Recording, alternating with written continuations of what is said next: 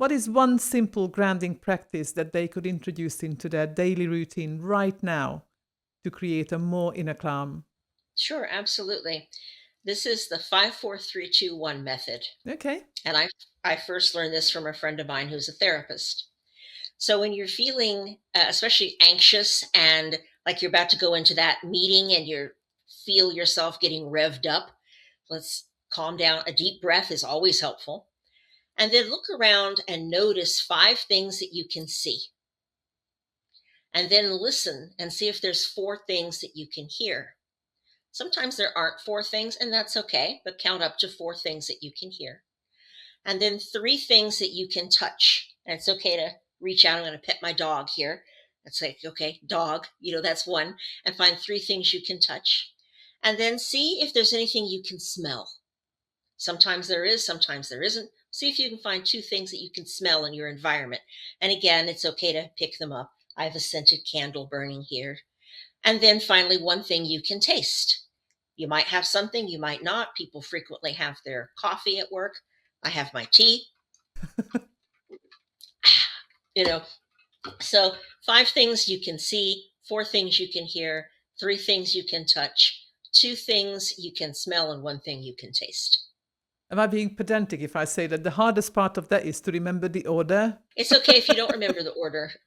It really is. Because what that does is it gets you at more out of your head Mm, and in touch with your body because yeah, you're using your senses. And we'll absolutely. start with vision just because we're mostly visual creatures. Yeah. But if you want to change the order, it's absolutely fine.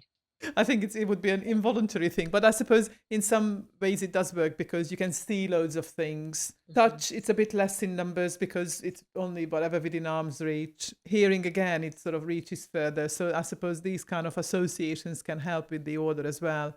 But yeah, they are all Right. grounding. And sort of going back to what you said at the very beginning about public speaking, because I'm a keynote speaker. And indeed, when you know your subject, you are able to calm your nerves a lot better because even if you get those nerves, you've got the knowledge. So it's muscle memory to talk about Mhm. what you need to talk about. So the more you practice, the better you get.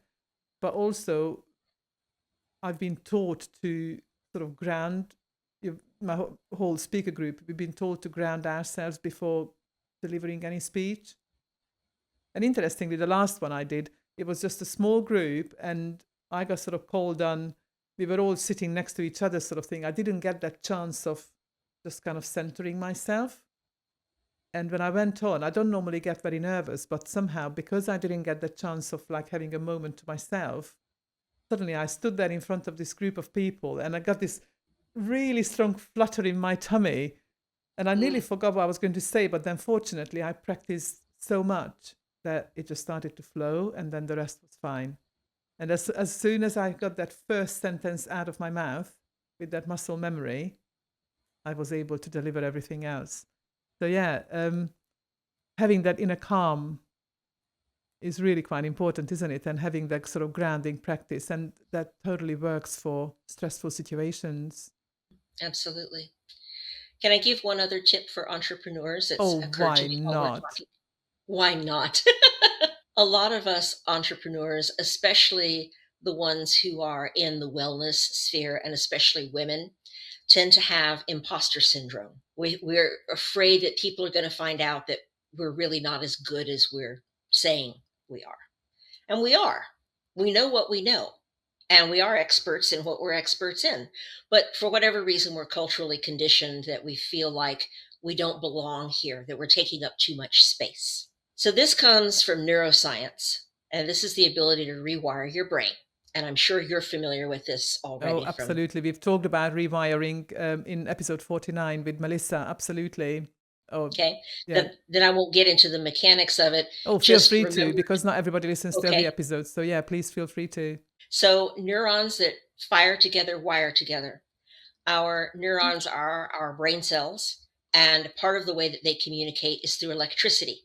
There's a tiny space between each cell called the synapse.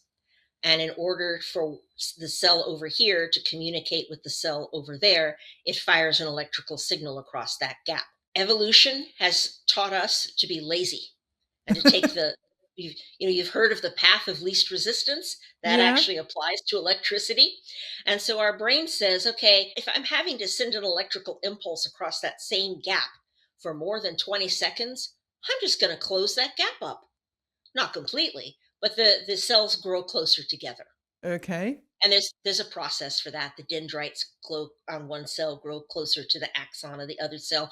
But the point is that they close the synapse much shorter. So the electricity has less distance to travel and the message goes faster. And Okay. that's what we mean by wire together. So every time we think to ourselves, I don't deserve to take up this space in the online world, in the entrepreneurial circle, we're reinforcing that belief.